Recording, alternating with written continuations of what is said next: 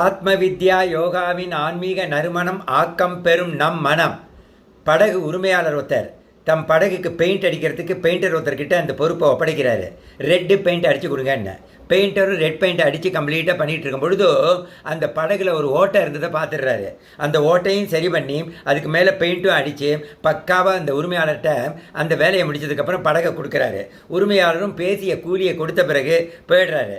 அதே மாதிரி பெயிண்டரும் காசை வாங்கிட்டு வீட்டுக்கு வந்துடுறாரு.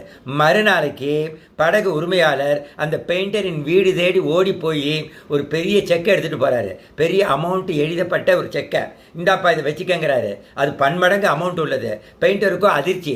நீங்கள் தான் ஏற்கனவே பேசிய கூலியை கொடுத்து விட்டீர்களே, எதற்கு இவ்வளோ பெரிய பணம் மீண்டும் கேட்குறாரு. இல்லைப்பா, இது பெயிண்ட் அடித்ததற்கான கூலி அல்ல, படகில் இருந்த ஓட்டையை அடைத்ததற்கான பரிசு என்றார்.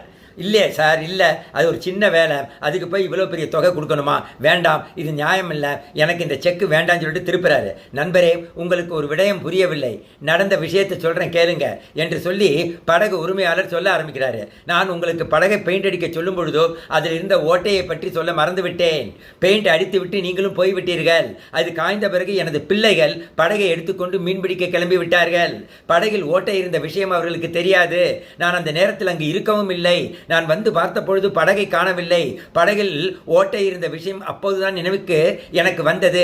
பதறி போய்விட்டேன். கரையை நோக்கி ஓடினேன். ஆனால் எனது பிள்ளைகளோ மீன்பிடித்து விட்டு மகிழ்ச்சியாக திரும்பி வந்து கொண்டிருந்தார்கள். அந்த கணம் எனக்கு ஏற்பட்ட மகிழ்ச்சிக்கு நிம்மதிக்கும் போன உயிர் திரும்பி வந்த அந்த உணர்வுக்கும் அளவே இல்லை. உடனே படகில் ஏறி ஓட்டையை பார்த்தேன். அது நேர்த்தியாக அடைக்கப்பட்டிருந்தது. இப்போது சொல்லுங்கள், நீங்கள் செய்தது பெரிய விஷயம் அல்லவா?